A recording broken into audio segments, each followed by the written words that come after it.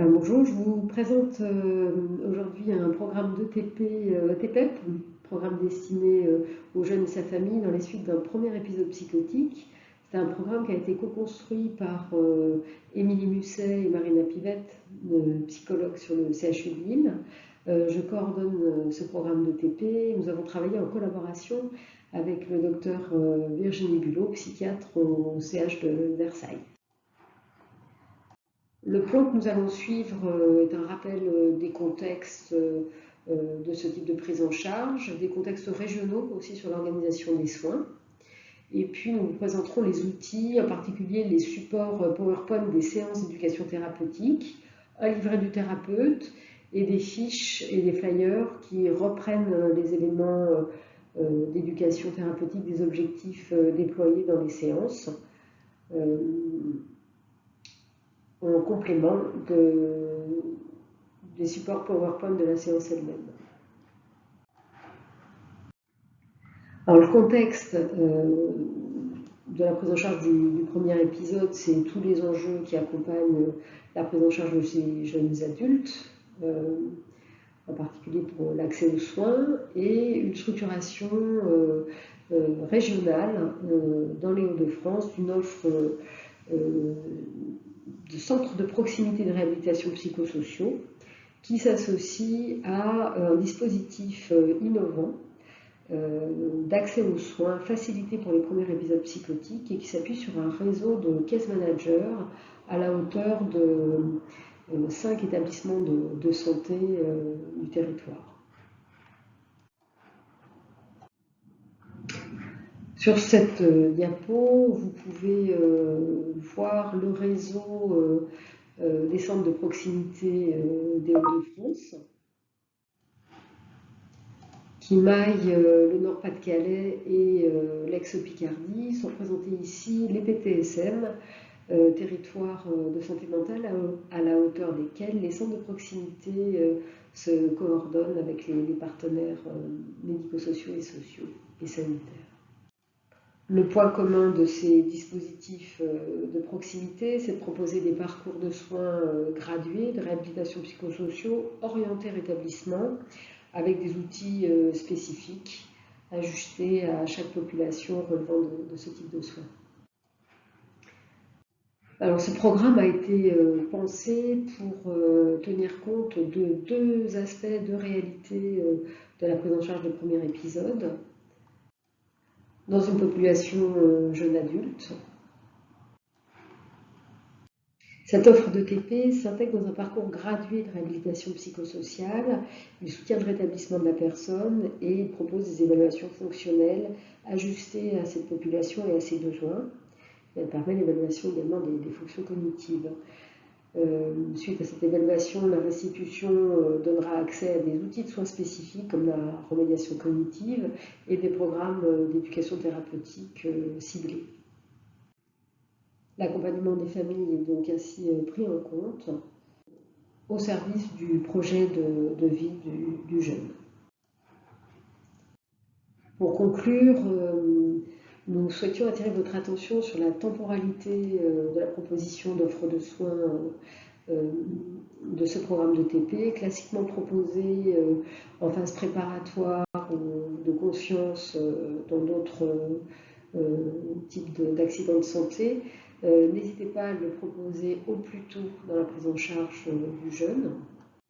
Les objectifs principaux de ce programme étant de favoriser l'engagement et monter en expertise pour le jeune et pour sa famille sur cet accident de santé. Bonjour, je suis Marina Pivette. Émilie Musset. On va du coup vous présenter l'outil ETPEP, le programme qu'on a travaillé pendant à peu près là, ces 3 dernières années. C'est effectivement Dr Claire Rascle qui est arrivée avec un outil il y a 3 ans en nous disant « Oh c'est super, Virginie Bulot à Versailles, elle a travaillé là-dessus, c'est de la psychoéducation pour le premier épisode. » Elle nous a lancé le projet et donc on s'est dit qu'on allait essayer de faire évoluer le support pour le rendre un peu plus interactif et l'adapter aux troubles cognitifs qu'on peut retrouver dans le premier épisode. Donc ce programme, il a été validé par l'ARS en décembre 2021 pour les personnes 12-35. C'est ça, on est sur 12-35. On passe à la diapo suivante. Ce programme, il s'adresse aux personnes, aux adolescents qui ont été concernés et aux jeunes adultes qui ont été concernés par un épisode psychotique, et aux adultes aussi un peu plus âgés. Ce qui est particulier dans ce programme-là, c'est son format. C'est qu'on ne va pas proposer de l'ETP pour un groupe de personnes concernées par l'épisode psychotique, mais on va prendre la cellule familiale, on va proposer aux jeunes, à ses proches, donc d'y associer son entourage. Donc souvent c'est les parents, les frères et sœurs, les compagnons, la compagne, le cousin, la tante, je pense aussi, la tante qui pouvait se joindre à nous. Et du coup, tout ça drivé par un praticienne en ETP qui avait guidé donc les 40 heures. Et nous, on a remarqué que c'était assez intéressant de le faire plutôt en binôme. Donc nous, on a organisé un binôme psychologue et infirmière sur notre structure.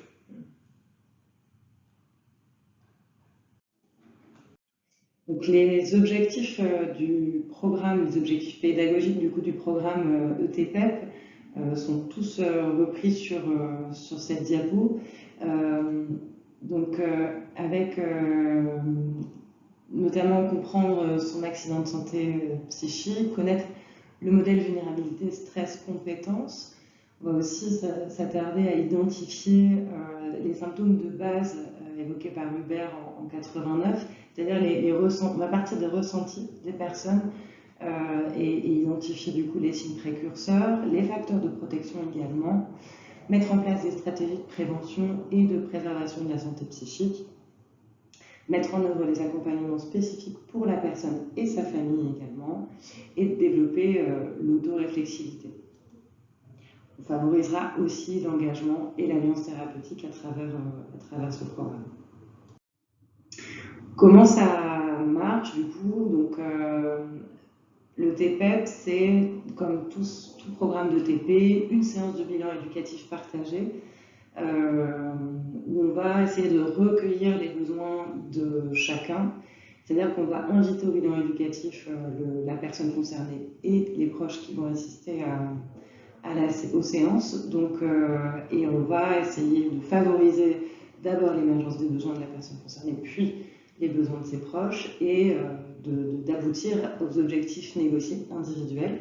On propose aussi 2 échelles cliniques au moment du bilan éducatif partagé, l'échelle d'estime de soi et l'échelle du sentiment d'efficacité personnelle. Ensuite, le TPEP, c'est 6 séances d'1 heure, alors adaptables, c'est-à-dire qu'on est parti sur l'idée de faire 6 séances d'1 heure avec un support informatique, un livret du praticien ou praticienne qui vous est fourni, et puis tous les outils qu'on utilise, notamment les fiches TIPP et le GPS, on y reviendra un peu plus tard. Quand je dis ça dépend, on s'adapte. Il peut arriver qu'on fasse 5 séances d'1 heure ou qu'on fasse 8 séances d'1 heure, selon le rythme des personnes, selon le temps. On a une temporalité qui s'adapte. Et puis, dernière étape, une évaluation post qu'on vous présentera également avec une trame et la reprise des échelles cliniques. Focus sur ce bilan éducatif partagé. Donc on l'a découpé en plusieurs parties. La première partie, on est sur 6 questions ouvertes. On va aller chercher les représentations de la personne autour de son accident de santé, les représentations autour du diagnostic éventuel qui a été posé, autour des traitements, explorer ce qu'elle met en lien avec son épisode, donc sur ces 6 premières questions. Ensuite, on a vous voyez à gauche des échelles plutôt visuelles où on va aller demander à la personne de qualifier le niveau d'information finalement qu'elle a pu avoir, également le niveau de confiance en l'avenir. Et en fait, ces échelles visuelles seront reproposées à la fin du programme en évaluation post à des fins de comparaison. Et puis, on est à une dernière étape du bilan éducatif, l'étape de synthèse, où on se permet d'identifier les freins et les ressources de la personne pour aboutir aux objectifs négociés. Donc le bilan éducatif vous est bien sûr fourni dans le livret pratique que Marina va vous présenter. Donc ce livret de pratique, on a essayé d'y renseigner un maximum d'informations de par notre pratique de cet outil. Il y a des fiches pédagogiques, il y a un certain nombre d'informations et on trouvait important de véhiculer cette idée de la posture et on a essayé de donner un maximum d'informations tirées de notre pratique pour renseigner cette posture, donc pour avoir effectivement un échange d'expert à expert, utiliser un maximum de questions ouvertes et de faciliter l'échange. Ça se déroule, comme disait Émilie tout à l'heure, il y a 6 séances et vous avez 3 PowerPoint. Et à chaque fois, un PowerPoint, on a considéré que c'était à peu près 2 séances. Mais vous allez voir, quand on va dérouler les différentes séances, il y a en particularité la séance 4 où elle est assez dense, donc c'est adaptable. Dans ce livret, on a fait à chaque fois une fiche pédagogique par séance en reprenant les objectifs et ainsi de suite, et comme disait Mélie, de pouvoir s'adapter au rythme de la famille. Quant au support, on s'est dit que c'était important de proposer un support aux personnes, donc que ce soit la personne concernée ou ses proches, de pouvoir leur donner un support parce qu'ils vont devoir écrire et compléter dans des espaces. Vous allez voir à chaque fois dans les diapos, il y a une espèce d'encart vert qui dit « et moi » et qui permet de personnaliser cet outil. Donc on s'est dit, après c'est au choix de chacun, est-ce que vous préférez imprimer les diapos avant pour pouvoir écrire dans une sorte de carnet, de livret que la personne pourrait avoir? Est-ce que vous remplissez sur l'ordinateur et ensuite vous imprimez après chaque séance ou à la fin du programme?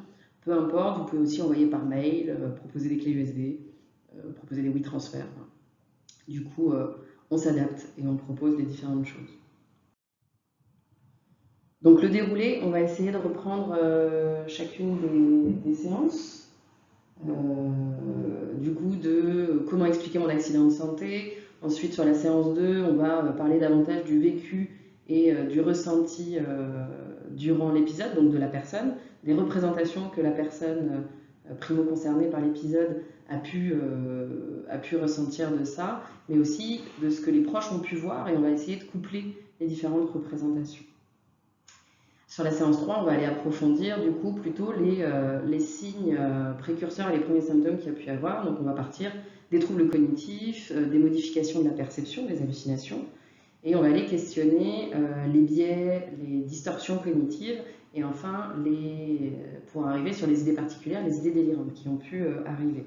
Et en séance 5, on va aborder le traitement, le plan de prévention et donc le GPS dont on parlait tout à l'heure, et on va aller questionner l'évolution après un épisode psychotique. Et enfin, en séance 6, pour ouvrir sur l'évolution et ce qui peut se passer, c'est comment développer ses compétences et commencer à parler du rétablissement et échanger autour de la question du rétablissement.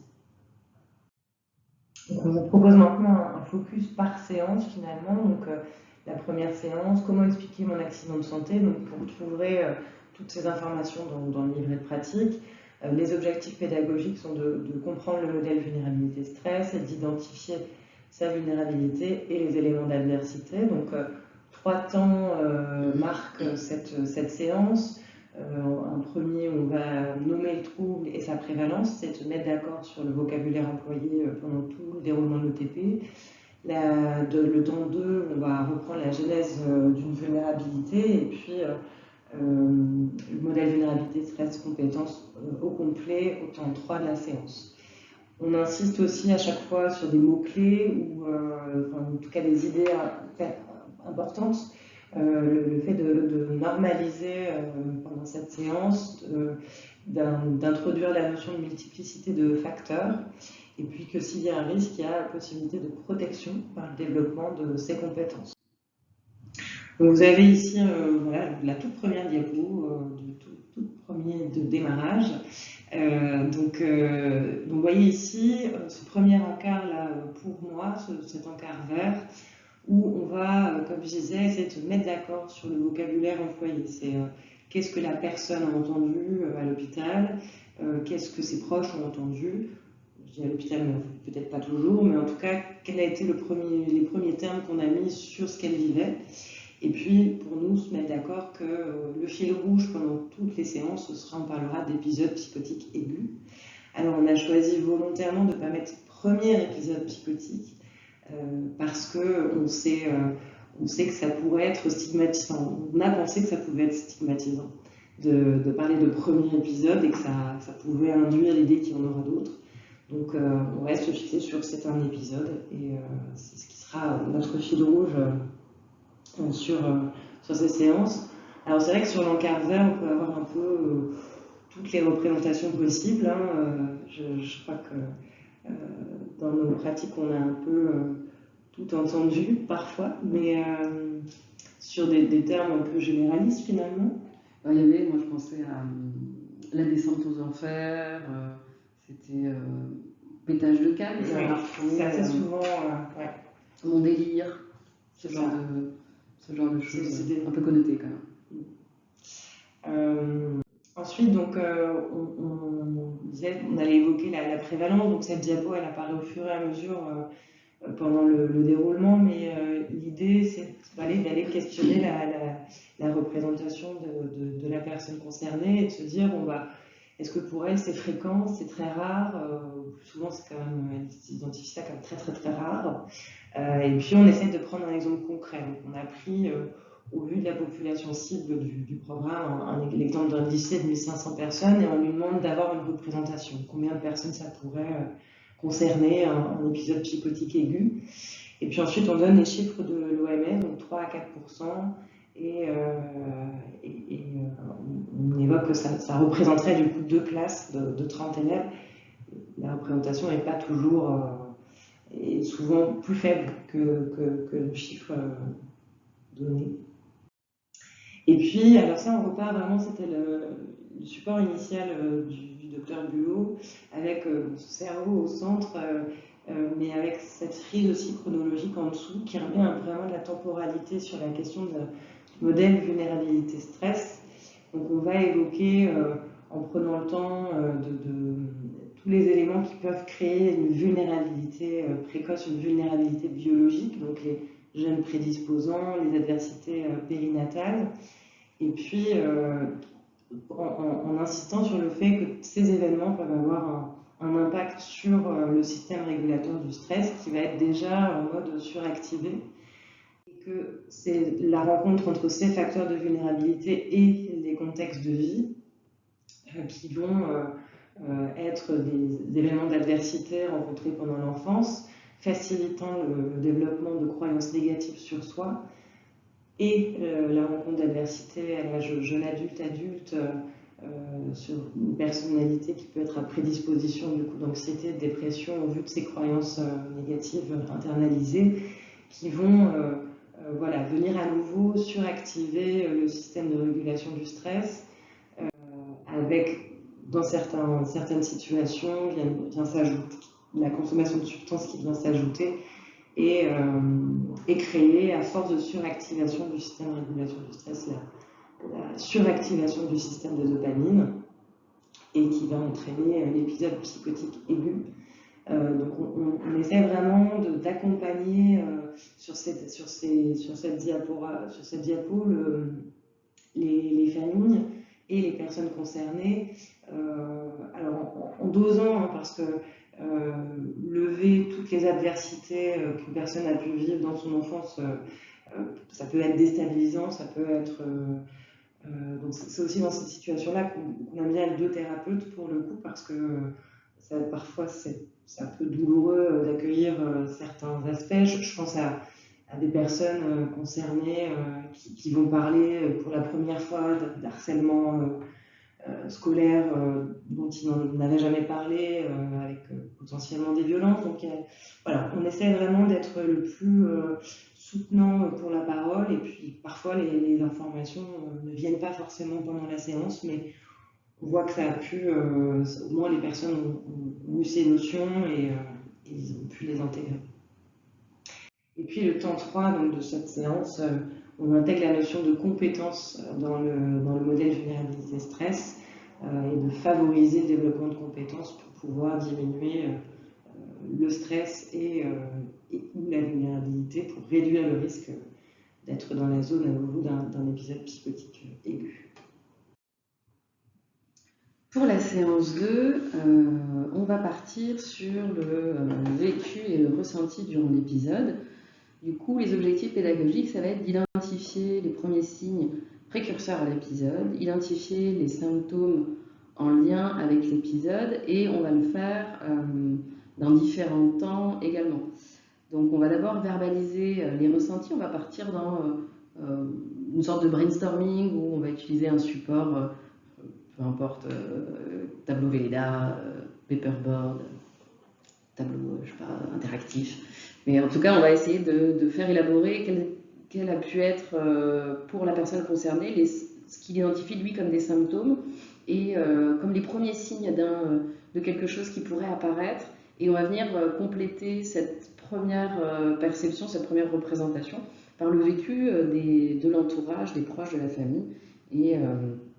Et suite à ça, on va venir compléter avec des fiches donc de TIPP que je vais vous présenter tout à l'heure sur du programme lausannois du docteur Philippe Conius. Et en temps 3, on va présenter ce qu'on appelle l'enchaînement des symptômes ou la cascade des symptômes et un peu les idées importantes sur cette séance-là. Ça va être vraiment le partage d'expériences, de pouvoir accueillir et de normaliser le fait que les ressentis sont différents selon le point de vue par lequel on a vécu cet épisode, et que dans l'enchaînement des symptômes, finalement, il y a eu des signes précurseurs peut-être un peu plus tôt que ce que les personnes ont pu percevoir. Donc il y a ça, vous voyez, là c'est la diapo sur laquelle on propose de brainstormer et sur laquelle on passe sur les fiches TIPP, donc qui font partie du programme lausannois d'intervention précoce, et dans lequel ça sont les fiches, les outils de psychoéducation. Nous, on a utilisé les fiches de la première partie où finalement c'est la partie psychose où il y a 11 fiches. Et on trouvait ça assez intéressant de ce format où il y a un titre écrit en gros qui est assez accrocheur, il y a une illustration où du coup il y a des personnages qui causent avec des bulles. C'est quand même, ça permet d'aller chercher des associations d'idées pour la personne et ses proches. Et en dessous, on a un paragraphe qui reprend une sorte de témoignage de comment il a pu percevoir ces symptômes-là. Et finalement, il y a la diffusion d'informations sur ces fiches-là. Donc on les reprend, la personne concernée, elle va choisir une fiche, 2 fiches, 3 fiches selon ce qui lui parle, et on va demander aussi aux proches de choisir les feuilles qui leur parlent le plus dans ce qu'ils ont face à eux. Et ensuite on prend le temps d'expliquer, de lire la fiche, d'échanger autour de ça et de voir les perceptions de chacun. Donc une fois qu'on a fait ça, on reprend cette diapo-là avec ici ce qu'on a appelé l'enchaînement des symptômes, où finalement on essaie de mettre en avant qu'il y a des troubles cognitifs qui sont précurseurs à l'épisode et aux symptômes qui sont finalement beaucoup plus spectaculaires. Donc on parle des troubles cognitifs, de la perception qui peut se modifier, des hallucinations qui vont venir se rajouter au fonctionnement ordinaire. On introduit l'idée des idées de centralité qui vont venir, par les biais de raisonnement, venir nourrir, qui vont venir être à la genèse et au maintien des idées délirantes qu'on appelle idées particulières ici. Donc vous voyez l'encart vert, le pour moi, bien, on vient associer dans quoi la personne, elle se retrouve, ce qu'elle a l'impression d'avoir vécu, ce que ses proches aussi ont pu, dans quoi ils se reconnaissent. Et donc après, sur la séance 3 et les 2 séances qui suivent, la 3 et la 4, finalement, on va prendre le temps de détailler tous les symptômes qu'on a évoqués dans l'enchaînement qu'on vient de montrer. Donc, séance 3, on va se centrer sur les troubles cognitifs et les perceptions sensorielles. Les objectifs, c'était de comprendre et identifier donc, les troubles cognitifs et puis mieux connaître les modifications de perception, donc les hallucinations. 3 temps là encore. Au début, donc, on reprend les éléments de la séance précédente. On prend le temps d'accompagner. Parfois, il y a un travail qui se fait entre 2 séances aussi. La personne concernée, ses proches peuvent soit en parler, soit y repenser. Donc, on prend le temps toujours de reprendre les éléments évoqués. Ensuite, on se centre sur comprendre et identifier les troubles cognitifs. Et puis, en temps 3, mieux connaître les phénomènes perceptifs. Ce qui nous semble clé sur cette séance, c'est vraiment la notion que les troubles cognitifs sont précurseurs et qu'on peut limiter leur retentissement par la remédiation cognitive lorsqu'ils sont toujours présents, même après l'amendement des symptômes, des autres symptômes. Et les perceptions inhabituelles sont en lien avec un cerveau en hyperfonctionnement. Donc on fera le parallèle avec les idées de la dopamine notamment. Donc je vous disais, donc on prend en fait la dernière diapo de la séance 2, on redémarre avec celle-ci, on se remet d'accord sur ce que la personne a expérimenté. S'il y a des questions qui sont apparues ou restées en suspens, on prend le temps de les reprendre. Et puis ensuite, on vient définir, donc là encore, cette diapo, elle apparaît au fur et à mesure. On vient parler des troubles cognitifs, insistant sur le fait qu'ils arrivent en premier, donc ils sont précurseurs, qui sont bien avant l'épisode aigu. Et puis on va aller chercher aussi les représentations à la question qu'est-ce que c'est. La réponse apparaît après, avec l'idée qu'on va aller chercher les représentations, ce qu'ils savent en fait du fonctionnement cognitif. Et puis ensuite on se cale pour décrire les différents processus cognitifs. On a pris finalement des plaintes, du verbatim de personnes qu'on a pu accompagner qui avaient vécu un épisode psychotique et qui venaient nous rencontrer en nous évoquant des difficultés de concentration en cours ou d'organisation. Donc ça, c'est plutôt sur les aspects neurocognitifs. Et puis sur les aspects cognition sociale, interaction avec les autres aussi. Je me sens pas bien en groupe, ou en tout cas je me sens décalée, méfiant, enfin des choses, pareil. Sur des exemples, on a voulu être assez ciblé sur des choses que la population du programme peut avoir vécues. Et puis on aboutit ensuite à faire un peu une reprise ensuite de différents processus, le plus souvent marqués lors d'un épisode psychotique aigu. On donne les définitions, on invite la personne à se questionner, est-ce qu'elle l'a vécu, est-ce que c'est quelque chose qui soit encore présent ou pas, et on sensibilise au fait que si c'est présent et si ça vient interférer dans les projets, un accompagnement neuropsychologique et éventuellement la remédiation cognitive peuvent être envisagés à la suite de cette éducation thérapeutique. Ensuite, on focus sur donc, les phénomènes de perception modifiés, donc les hallucinations. Là encore, on essaie de définir le plus possible les différents types d'hallucinations qui peuvent être fréquemment retrouvées dans le cadre d'un épisode psychotique aigu, et puis en insistant aussi sur les plus fréquentes, et puis en invitant la personne à essayer de se souvenir ou de rapporter ce qu'elle a pu expérimenter. Et puis ensuite, on essaie de normaliser, ou en tout cas d'apporter un peu cette question que les hallucinations, elles peuvent être vécues par toute personne dans des situations spéciales, et qu'on est bien sur une idée d'une sensibilité qui serait un peu plus faible. Enfin, en tout cas, le seuil de déclenchement est plus faible pour les personnes qui vivent l'épisode psychotique.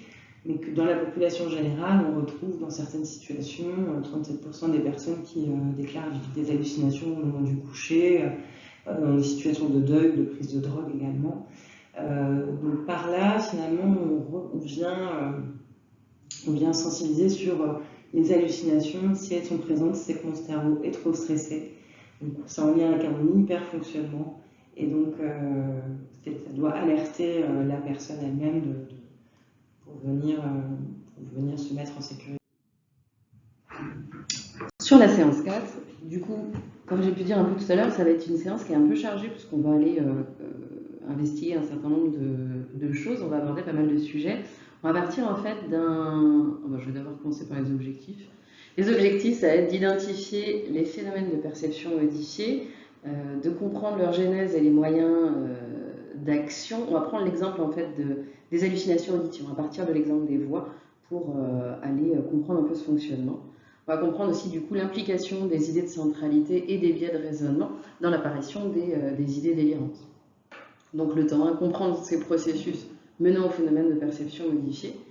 Apprendre à gérer, agir sur les voix, ça va être une amorce de techniques, de méthodes qui ont pu être élaborées par des personnes qui ont vécu avec des voix, et de commencer à évoquer les liens avec les assos qui existent.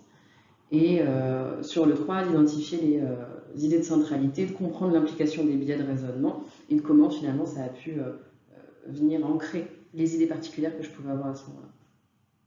Les messages clés qui nous semblaient importants sur cette séance-là, c'est de refaire le lien entre si mon cerveau est stressé, alors il y a un excès de dopamine, alors ma perception va pouvoir se modifier.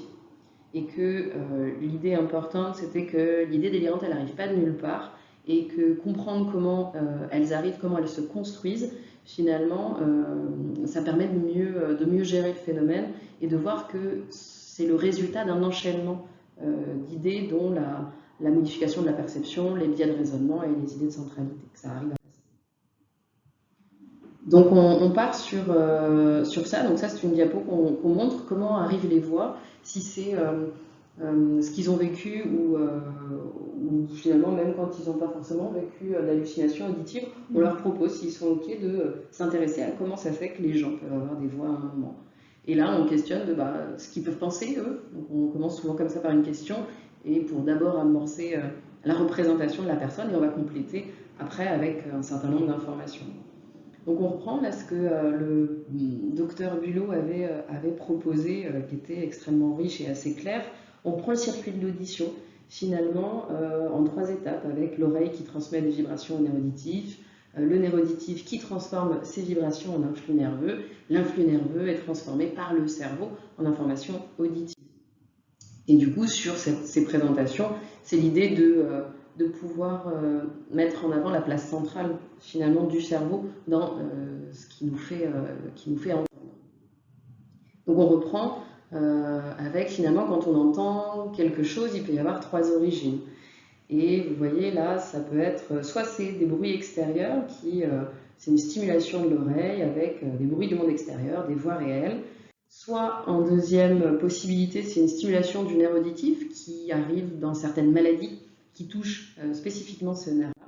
Soit c'est une suractivation de la région auditive du cerveau. Et dans ce cas-là, c'est ce qui arrive dans le cadre d'hallucinations auditives pendant un épisode psychotique. Donc on va pouvoir ensuite aborder finalement les moyens d'action qu'il peut y avoir sur les voix et déjà venir questionner la personne si elle a essayé des choses, si elle a vu si ça a marché ou pas, et de pouvoir mettre en avant son expérience à elle et peut-être déjà l'expertise qu'elle a pu développer sur ces éléments-là. Et bien sûr, on vient suggérer que c'est possible, il y a des moyens d'action. On reprend un schéma, vous voyez, on a associé à chaque fois une idée avec une image. L'idée, c'est de réassocier, de réencoder et au niveau verbal et au niveau visuel, et on reprend à peu près les mêmes images, et ça se répète sur l'ensemble du diapo. C'est aussi pour pouvoir compenser s'il y a des troubles cognitifs, ça aide à la concentration. Donc on reprend cette idée que si le cerveau est stressé, il y a une suractivation du système de la dopamine, on ne reconnaît plus certaines actions comme venant de nous, ça nous semble être imposé, donc certaines pensées nous arrivent sous forme de voix ou de commentaires, alors que nous n'avons pas décidé de les avoir. Donc on va réfléchir ensemble, on va montrer finalement les moyens d'action qu'on peut avoir sur ces différentes étapes. Donc par exemple, ici, au niveau environnemental, on peut essayer de diminuer le stress par une modification de l'hygiène de vie, arrêter les toxiques, ça peut être sortir d'une situation qui est particulièrement stressante, c'est aussi augmenter mes compétences dans la gestion de mon stress. On va venir expliquer aussi que sur une deuxième action, si le cerveau a effectivement a des difficultés à réguler la dopamine, le traitement antipsychotique, lui, va m'aider à retrouver le contrôle sur l'ensemble de mon cerveau. Donc, de cause à effet, si ça se met en place, eh bien normalement, le reste se supprime automatiquement. On explique bien sûr que parfois il peut en rester, et que là, dans ces cas-là, on propose d'autres types d'accompagnement, type des psychothérapies pour apprendre à les gérer, et des groupes d'échange d'expériences pour les accepter, ou en tout cas pour vivre avec.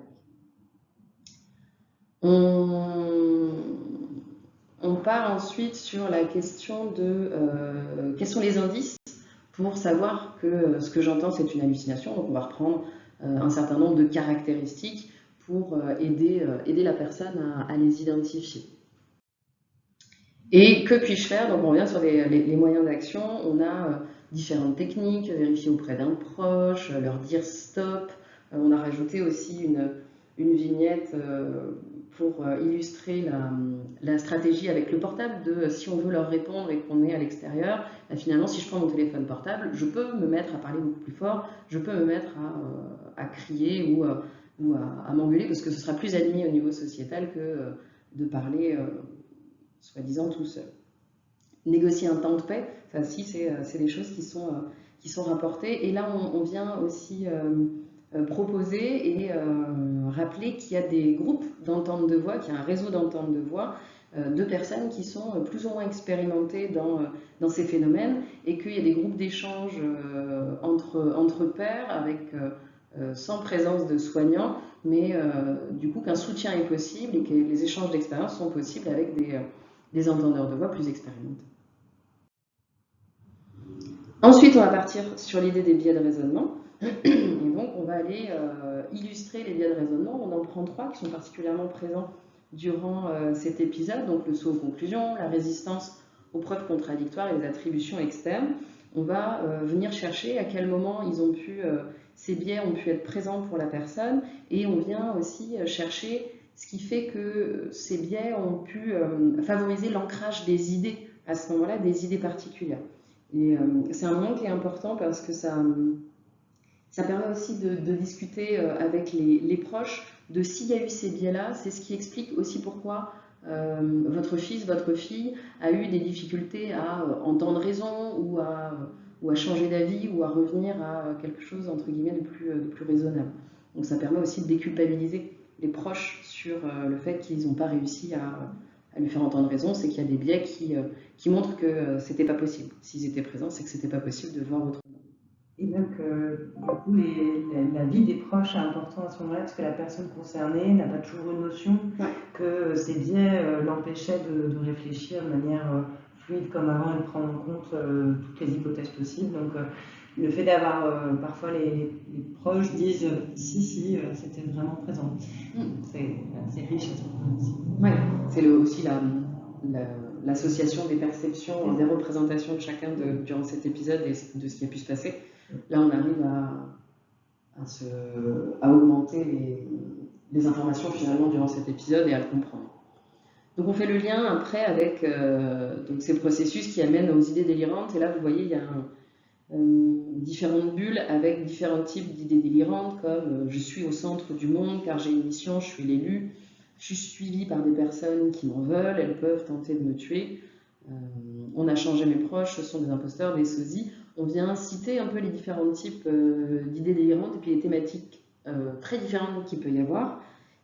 Et ça permet de discuter autour de ça, à quel point ces différents processus peuvent créer des idées qui sont étonnantes, qui sont parfois spectaculaires, mais de pouvoir aussi prendre du recul sur à quel point elles se sont construites et à quel point c'est des phénomènes très spécifiques qui les ont amenées jusque-là. Et donc, était-ce le cas avec le carré vert? Ici, on va venir discuter des idées particulières que la personne a pu rencontrer à ce moment-là et en comprendre les processus pour arriver jusque-là. Séance 5, là du coup, après avoir fait le focus sur tous les symptômes qu'on évoquait, on va centrer ici sur le traitement, le plan de prévention et les différentes possibilités d'évolution. Donc, connaître le rôle des traitements et ses effets secondaires, constituer son plan de crise sont les deux objectifs principaux de cette séance. Donc, temps 1, on se centre sur le rôle des médicaments, temps 2 sur les évolutions possibles, en essayant de parler des évolutions sans stigmatiser les possibilités. Et puis, le plan de prévention de crise, qu'on commence à travailler sur les séances, et puis on se centre après sur le GPS, que je vous montrerai tout à l'heure. Pardon. Et donc les mots-clés, donc le traitement fait partie des facteurs de protection. On évoque les 2 ans, de recommandation. Dialogue pour décision médicale partagée autour des traitements et prévenir pour pouvoir agir au plus tôt. Donc sur les médicaments, là encore, on part toujours de la représentation des personnes. Donc quel est le rôle des médicaments? Qu'est-ce qu'ils savent des antipsychotiques, des neuroleptiques? C'est quoi l'objectif de ces médicaments-là? Et puis on complète ou on amène avec ces deux petits encarts l'idée de ne plus être parasité, de se sentir mieux avec les autres, de ne plus faire de lien excessif entre les choses et de ne plus se sentir menacé, de ne plus avoir d'idées délirantes. On devient habituel et sans hostilité. Donc ça, c'est les objectifs les cibles finalement des médicaments antipsychotiques. Et puis on évoque que parfois, donc on essaie vraiment d'avoir un discours qui est objectif, c'est-à-dire on ne dit pas que c'est systématique, mais en même temps on informe que ça peut arriver, qu'il y a un certain nombre d'effets secondaires, qu'on essaie de lister, de voir si la personne a déjà ressenti certains de ces effets secondaires. Alors, parfois, il nous explique que oui, au tout début de l'introduction, et puis que maintenant ça a disparu, que certains sont encore là, qu'il y en a d'autres qui ne sont pas dans la liste qu'ils ont eux repérés. L'idée, en tout cas, c'est de les sensibiliser au dialogue avec leur médecin pour vraiment pouvoir arriver dans cette zone d'efficacité qui est définie sur le graphique. Et c'est parce qu'ils vont amener les informations concernant les effets secondaires que dans un dialogue avec le médecin, la dose efficace sera trouvée, celle qui permettra de réduire les symptômes en limitant les effets secondaires. Donc voilà, on insiste sur la question du dialogue et de parler avec le psychiatre qui prescrit les médicaments. Et puis on évoque les autres types de médicaments qui ont pu être proposés, ce qu'ils ont comme notion, et puis du coup on évoque les différentes classes, donc les anxiolytiques, avec quelques exemples. Pareil, quelle est la représentation, quel est l'objectif, la cible de ce type de médicament, et puis on complète si besoin. On se centre aussi sur les hypnotiques, même des marches, et les antidépresseurs. Ensuite, la question de l'évolution, on part des chiffres de 30% des personnes qui ont vécu un épisode psychotique aigu ne présentent pas de récidive de l'épisode. 30 à 40% vont vivre des récidives d'épisodes aigus ou développer un trouble de l'humeur de type trouble bipolaire. Et 30% peuvent développer ou voir apparaître un trouble schizophrénique, voire un trouble schizoaffectif. L'idée sur cette diapo, qui peut ne pas être toujours facile, les parents sont, tu le disais souvent, un peu tendus sur ces chiffres parfois. Tu sens que c'est le moment important, c'est l'évolution, on se remet sur la chaise, oui, allez-y, dites-moi qu'est-ce qui va arriver. C'est ça, donc l'idée c'est vraiment d'être là encore le plus objectif possible à partir de ces données et d'aborder les troubles de l'humeur, les troubles de schizophrénie ou schizoaffectifs en les déstigmatisant, en parlant déjà tout de suite de rétablissement et de vivre une vie pleine et entière, quelle que soit l'évolution, c'est possible. Et avoir une approche optimiste mais réaliste, finalement. Ouais. En favorisant, en prenant, l'idée c'est aussi toujours refaire des ponts avec ce qu'on a évoqué précédemment, donc insister sur le développement des compétences pour diminuer le risque aussi, et puis peut-être favoriser d'être dans les 30% qui ne revivent pas d'épisodes ou qui vivent des épisodes isolés. On se centre après sur sur cette idée, parce que parfois c'est pareil, ça a été internalisé rapidement, si le premier épisode a entraîné une hospitalisation, il y a une espèce de projection comme chaque épisode nécessitera une hospitalisation, chaque recrudescence de symptômes. Et ça fait partie des idées qu'on essaie de faire passer aussi par cette diapo-là, de quels sont les symptômes d'alerte, si on commence à les repérer, la personne concernée elle-même et ses proches.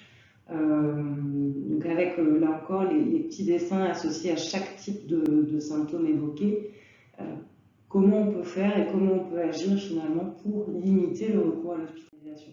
Ça va être tout le rôle du GPS, donc le guide de prévention et soins en santé mentale, qui a été édité par le Psycom, construit par des personnes concernées par un trouble psychique, et qui permet finalement d'aller questionner. En fait, on l'évoque pendant les séances, on invite les personnes soit à le remplir avec leurs proches entre les séances. On peut aussi proposer que ce soit rempli avec un autre professionnel ou avec l'infirmier qui nous accompagne sur le TP, que ça se fasse sur un entretien individuel. Le GPS est vraiment complet puisqu'il aborde les questions autant de comment je suis quand je vais bien, de comment je commence à être quand je vais pas bien, qu'est-ce que les autres repèrent chez moi, qu'est-ce que j'attends des autres quand je repère ou quand ils repèrent que ça commence à aller moins bien. C'est un outil qui est vraiment complet et voilà, qui sensibilise aussi finalement au rétablissement. Donc cette notion-là, du coup, sur la C1-6, là où on va terminer sur ces thématiques-là, où les objectifs, ça va être de reconnaître ces stratégies de protection, de connaître quels accompagnements pourraient m'être proposés, et de commencer. On a déjà parlé de rétablissement, mais là, on va approfondir cette notion-là de rétablissement. On va parler stratégie pour protéger mon cerveau. Dans un deuxième temps, on va parler de ce rétablissement et mes perspectives finalement personnelles par rapport à ça. Ce qui nous a semblé important ici sur cette séance, c'est vraiment insister sur la notion que les accompagnements qu'on peut lui proposer, ils vont être personnalisés. Ça va être, c'est pas un parcours tout fait, ce sera vraiment personnalisé à ses projets, à ses envies, et qu'ils ont vraiment pour objectif de soutenir ses compétences. Donc on va aussi insister sur la notion, bien sûr, d'espoir et de reprise de contrôle, ces notions qu'il y a dans le rétablissement.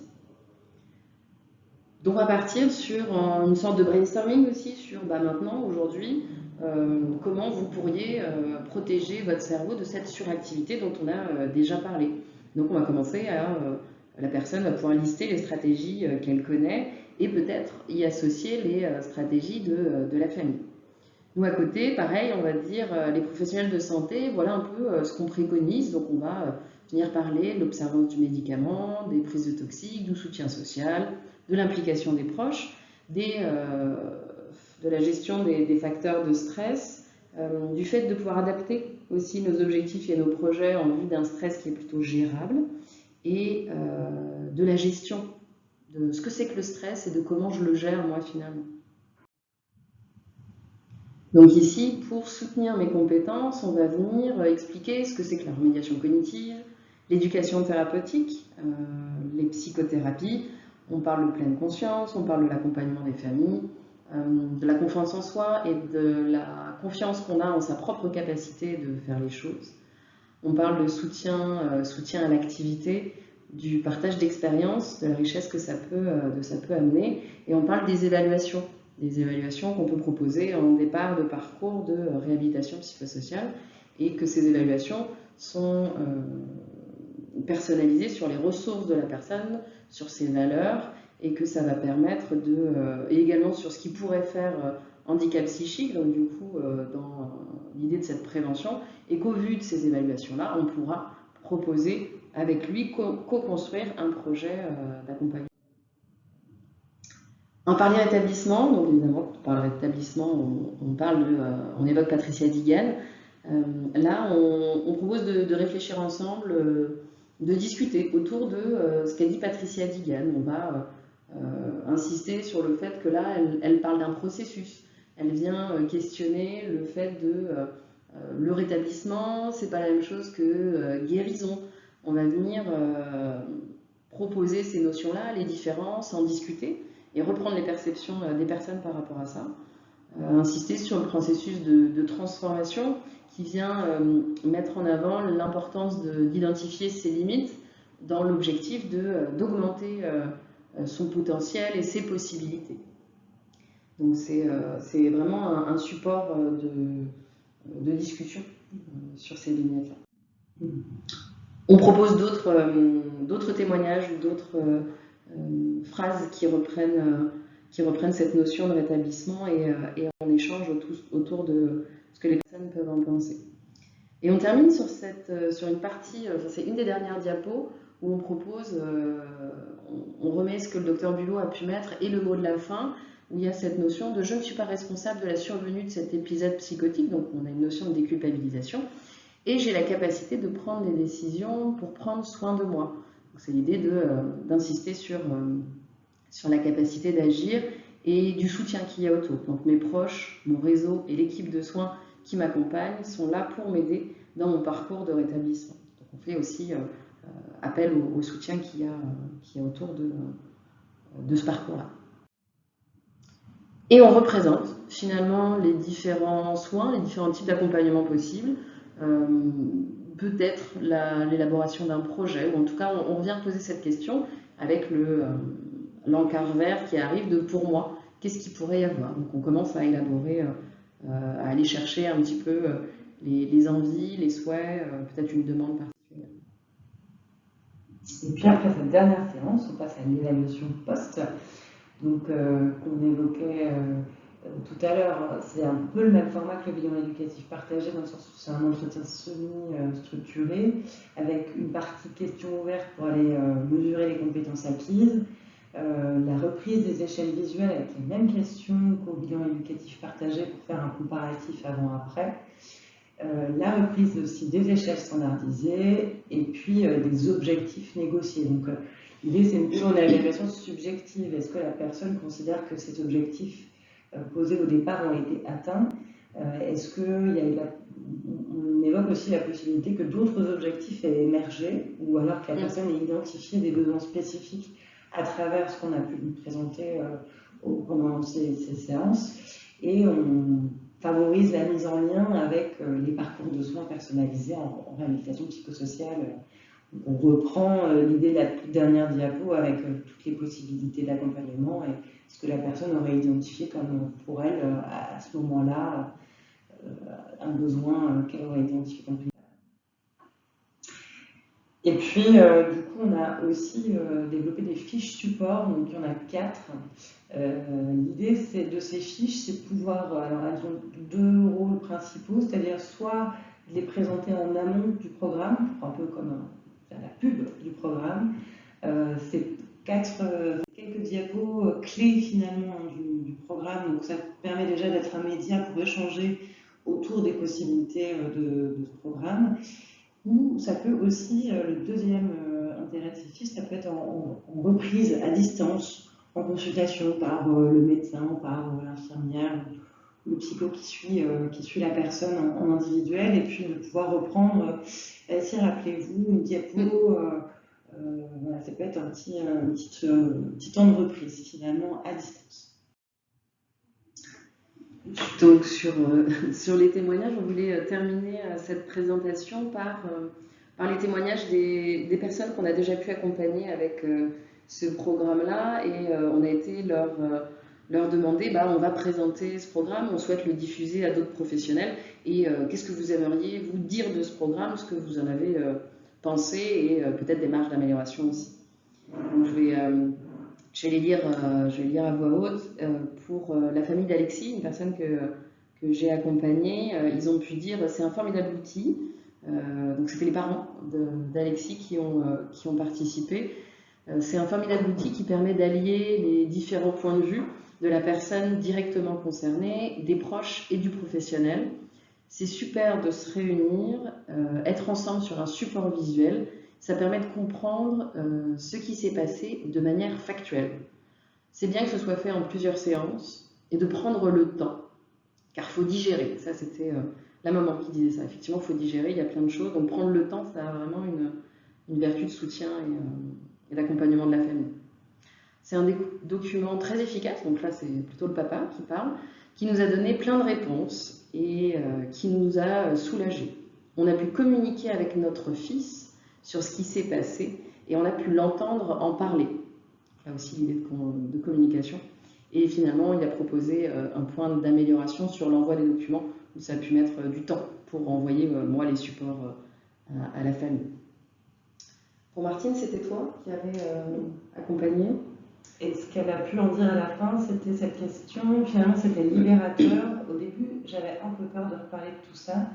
Et finalement, c'était constructif pour moi de savoir ce qui s'est passé. Il y a un peu ce frein parfois au début quand on commence à parler du programme. Et mais je serais très envie de reparler de tout ça, c'est pas très confortable. En effet, le tout, c'est de le faire avec bienveillance, mais finalement, à la fin, il y a un vrai intérêt.